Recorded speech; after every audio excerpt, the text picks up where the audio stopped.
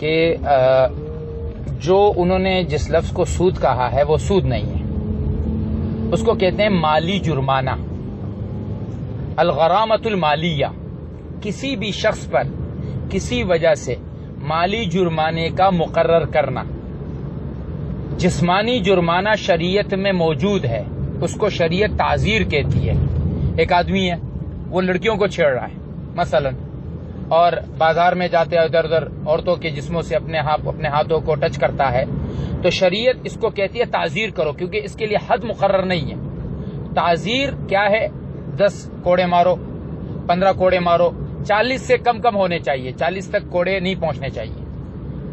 تو اس کو کہتے ہیں تعزیر بدنی، یہ جائز ہے۔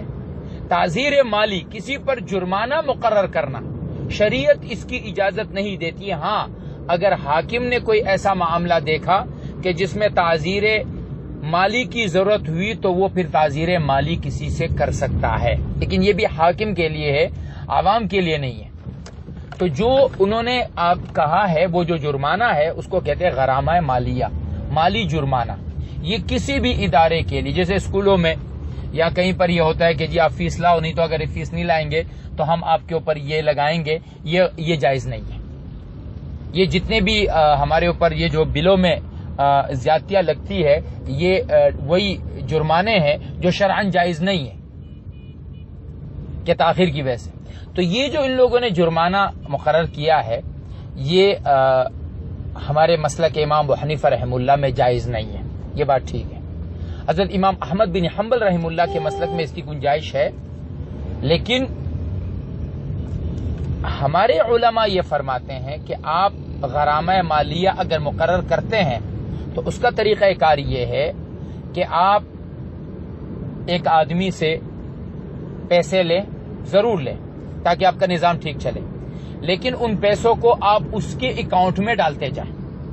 محمد رضوان، اس نے 4 پلنٹیاں جمع کی ہے۔ 4 پلنٹیوں کا مطلب کیا ہے کہ 4 پلنٹیاں مل کر ایک قسط بن جاتی ہے۔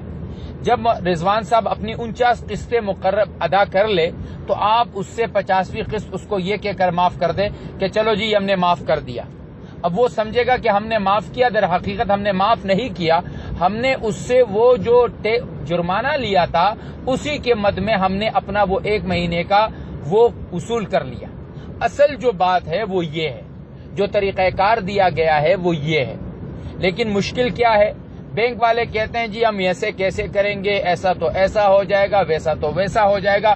تو جناب والا ہم ایسا کرتے ہیں کہ یہ اسی آدمی کی طرف سے صدقہ کر جاتے ہیں اور اس کو ہم لگا دیتے ہیں کسی فلاحی کام میں، کسی مدرسے میں، کسی مسجد میں، کسی اسپتال میں۔ تو یہ عمل جو ہے یہ شرعاً ٹھیک نہیں ہے، لیکن اس کو کہنا کہ یہ صراحتاً سود ہے، یہ آپ کا جذباتی پناہ ہے۔ بلڈ پریشر کی گولیاں لے لے، اللہ آپ کو صحت نصیب